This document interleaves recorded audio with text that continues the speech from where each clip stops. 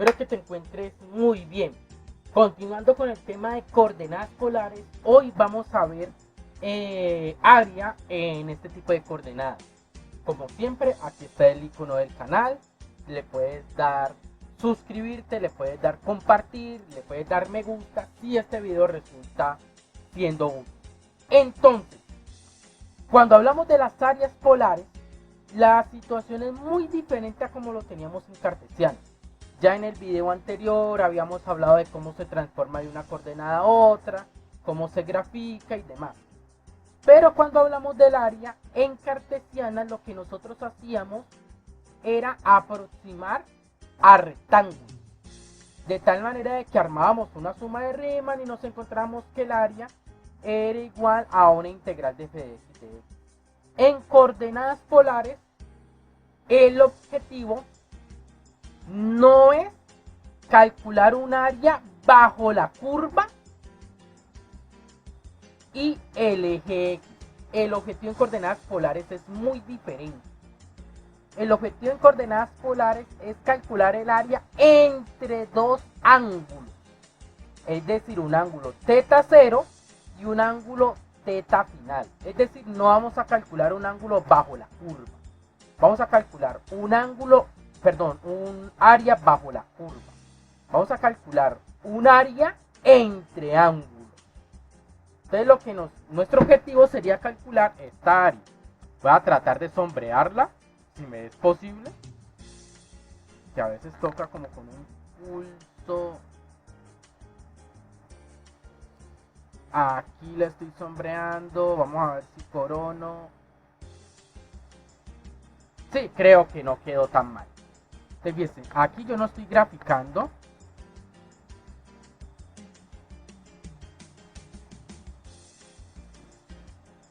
Estoy hablando. Miren. Entonces aquí queda bien claro. Yo no estoy graficando bajo la curva. Yo estoy digamos, calculando áreas entre ángulos. Entonces la idea es calcular el área desde este ángulo hasta este de acá. El truco es cómo lo hago. La idea es cómo hacer eso. Miren, el truco es el siguiente. Aquí no tiene mucho sentido aproximar con rectángulos como lo hacíamos en coordenadas cartesianas. Aquí la idea es hacer la aproximación con triángulos. Es decir, yo divido esto en ángulos, θ1, θ2 hasta θn, que sería el último θ final. θ0 pues sigue coincidiendo con θ inicial. De tal manera que yo parto esto en ángulos. Si yo separo uno de esos ángulos, una de esas divisiones de ángulos, vamos a suponer una θi, una θi más 1, nos damos cuenta que aquí tenemos un triángulo, cuya base es aproximadamente el pedacito de arco que tenemos acá. Es decir, como esta distancia de aquí a acá. Si delta θ es muy pequeño, podemos asumir más o menos que eso vale r de θ. La altura del triángulo podemos decir que es aproximadamente r, que es la distancia de aquí a acá, como podemos ver sin pérdida de generalidad. Entonces si definimos delta θ como θ de i más 1 menos θi, tenemos que el área es aproximadamente r de θr sobre 2, es decir, r cuadrado delta θ sobre 2. Entonces aquí, como siempre, el área total es aproximadamente la suma de todos esos pedacitos de área, es decir, la suma de los r cuadrados delta θ sobre 2, aquí sería como una especie de ri, podríamos decirlo.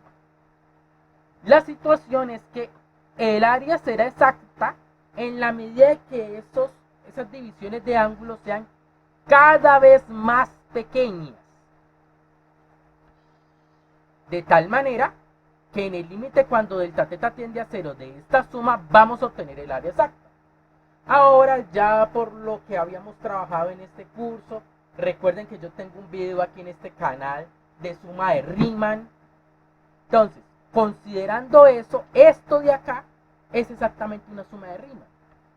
De tal manera de que el área la puedo escribir como la integral desde θ0 hasta θ final de r cuadrado medios de θ. En este caso sería f de teta cuadrado sobre 2 de teta.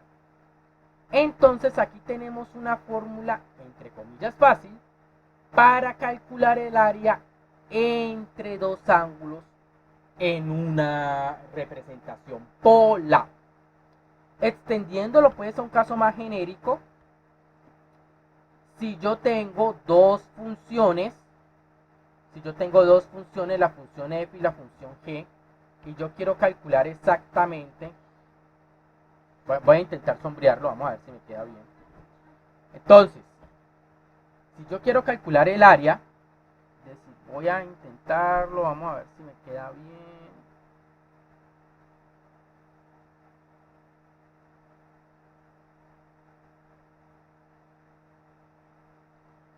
Bueno, ahí me quedó un poquito chueco, pero ustedes lo entienden bien. Creo que chueco es una palabra como muy colombiana. Entonces, la situación es esta. Si yo quiero calcular esta área, me doy cuenta de que esta función g es una función de radio menor, esta función f es de un radio mayor, y entre teta inicial y teta final siempre conservan esa propiedad. De tal manera de que el área será simplemente f de teta cuadrado menos g de teta al cuadrado sobre 2 de teta. Entonces esta sería como una generalización. Entonces, en este video, además de hablar de áreas, vamos a hablar un poquito de las gráficas de estas funciones.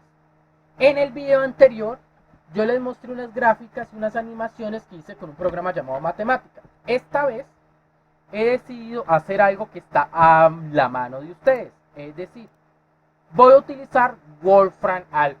Yo creo que si ustedes son bastante juiciosos o bastante, digámoslo así, eh, siempre tratan de encontrar una forma de resolver las cosas de manera fácil, saben que Wolfram Alpha es una página donde ustedes pueden calcular derivadas, integrales, de todo. Entonces, particularmente en Wolfram uno también puede hacer gráficos de funciones polares. Entonces, ¿cuál es el comando? Es polar plot, y miren que aquí ya aparecen ciertos ejemplos. Aquí aparece polar plot de 1 más coseno de teta. Entonces, ese teta, si ustedes quieren, pueden quitarlo. Aquí hay una cosa que se llama teclado extendido, y pueden colocar un teta normal. Miren, aquí, por aquí, me puedo estar, mírenlo, aquí está, el teta. Mírenlo.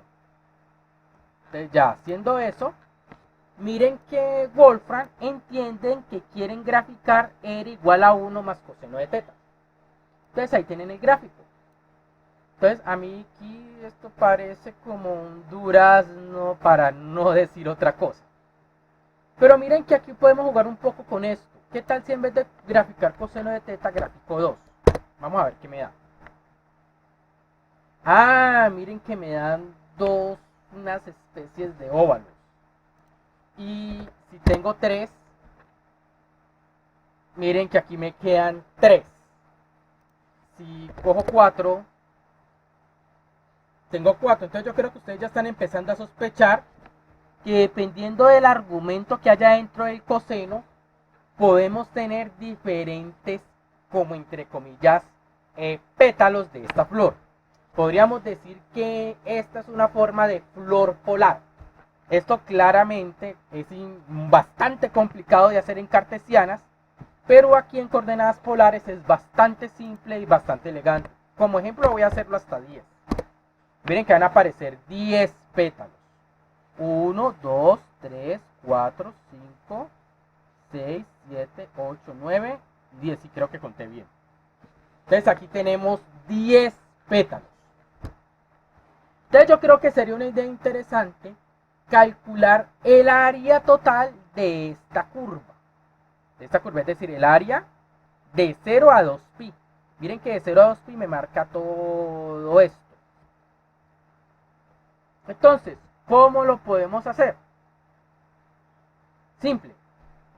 Vamos a tomar un caso más práctico. Vamos a coger el 2. Entonces voy a calcular estas dos áreas. Voy a utilizar herramienta indispensable a la hora de dar clase. Y voy a irme a mi tablero y voy a tratar de calcular el área de esta curva. Voy a hacer esto más pequeño. Me voy a ir hasta acá. Entonces mi objetivo ahora es coger y determinar el área que está acá adentro. La voy a sombrear para que de pronto nos quede claro qué es lo que vamos a hacer. Pues obviamente no me va a quedar así súper bonito, pero yo creo que se está entendiendo un poco la idea. Aquí yo puedo utilizar algunos trucos. Puedo estirar acá, puedo estirar un poco, no, este punto lo tiro, esto hacia acá, en medio estoy acomodando.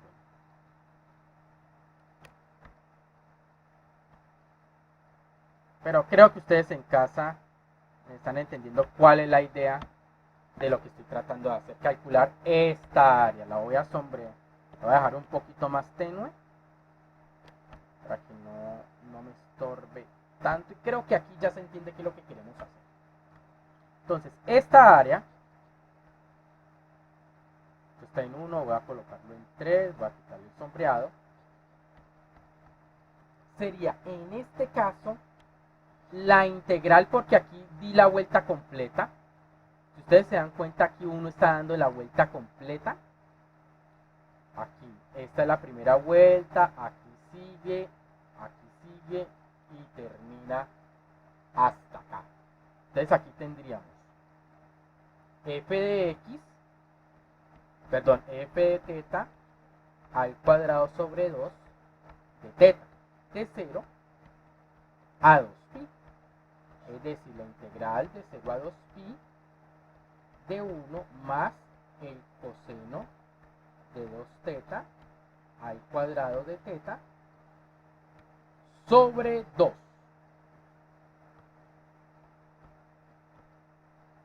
Entonces, ¿cómo integramos esto? Bueno, aquí creo que ya se nos perdió, más que perder, ya acabamos con la, digamos así, identificación de la aplicación. Aquí ya es prácticamente simplemente recordar cómo calcular una integral. Entonces aquí voy a hacer de 0 a 2pi. Voy a abrir este término, utilizar la fórmula del binomio.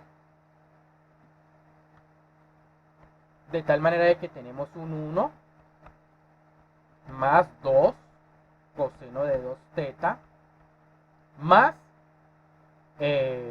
coseno cuadrado de 2 teta. Y todo esto multiplicado por d teta. Entonces quiero que recuerden que por un lado, esto aquí lo puedo escribir como 1/2 más coseno de 2 teta más 1/2 de coseno cuadrado de 2 teta de teta. Estas dos integrales de acá son triviales, porque la integral de 1/2 pues es efectivamente 1/2 de teta. La integral de coseno de 2 teta es seno de 2 teta sobre 2, integración básica. Y para integrar esta pues recordamos una identidad fundamental. Aquí se las voy a escribir como uy, el tablero no me alcanzó. Entonces lo que voy a hacer es hacer esto más pequeño y recordarles acá.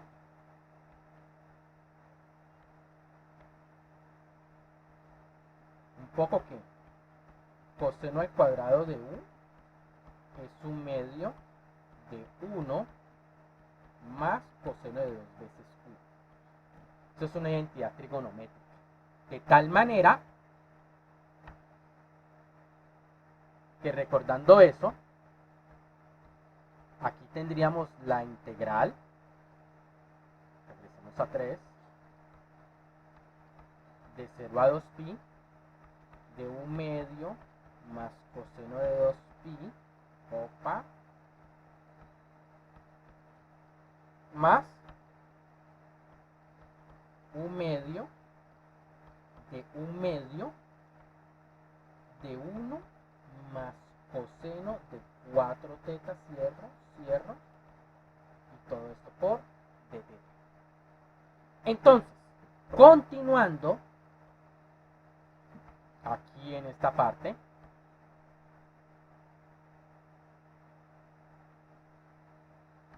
voy a utilizar otro tablero. Tengo que tomar esto de acá, lo voy a copiar y lo voy a pegar para que no se me dificulte.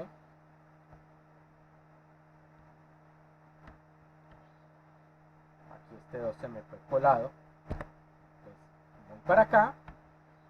Y quiero que se den cuenta de lo siguiente. Uy, aquí coloqué un 2pi, no, es un 2 teta. Aquí esto es negro, aquí es 3. Entonces cuando tengo ya todo esto expresado, voy a hacer la aritmética del caso y quiero que prestemos atención a lo siguiente.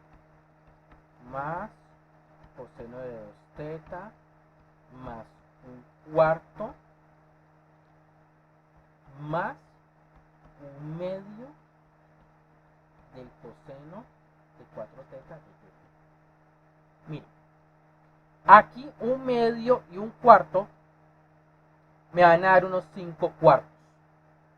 Perdón, me van a dar unos 3 cuartos. Un medio más un cuarto son 3 cuartos. Por un lado. La integral de coseno y la integral de coseno yo ya la conozco. Voy a integrar solamente por ociosidad estos dos términos. Miren, esto me da 3 cuartos, un medio son 2 cuartos, más un cuarto, pues son 3 cuartos de teta, más seno de 2 teta sobre 2. Espero no estar cometiendo algún error. Un medio, sí, creo que voy bien. Entonces, seno de 2 teta sobre 2. Este término pues ya lo sumé con este. Más este acá es seno de 4 teta sobre 4. Con este 2 me da un 8. Seno de 4 teta. Y todo esto evaluado entre 0 y 2pi. Entonces, si ustedes se dan cuenta acá, tenemos que aquí este término se va a hacer 0. Este término también se va a hacer 0 porque si evalúo en 2pi, me queda seno de 4pi que es 0. Si evalúo en 0, pues seno de 0 es 0. Lo mismo aplica para acá. Seno de 8pi es 0. Seno de 0 es 0. Entonces, aquí me queda 3 cuartos de 2pi. Es decir, 3 medios de pi corresponde al área completa que hay en esta figura. Entonces, si yo quisiera imaginarme que estos son como pétalos, si quisiera uy, aquí se me fue ese tablero, ese teclado. Si yo quisiera saber el valor del área de cada uno de ellos, pues por simetría son iguales, divido entre 2 y ¿qué voy a obtener? Entonces, el área de cada uno de los pétalos los he definido de esa manera.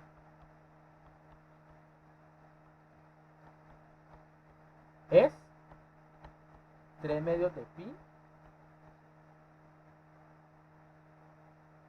Aquí 3 medios de pi sobre 2, que es simplemente 3pi sobre 4. Entonces, además de tener el área total, aquí también pudimos calcular fácilmente el área de cada uno de ellos. Entonces aquí ya tenemos un ejemplo bastante sencillo, bastante práctico. Espero que les haya gustado, como siempre. Aquí está el icono del canal. Gracias por quedarse hasta el final. Suscríbanse, denle me gusta y compártanlo. Entonces, muchísimas gracias. Nos vemos.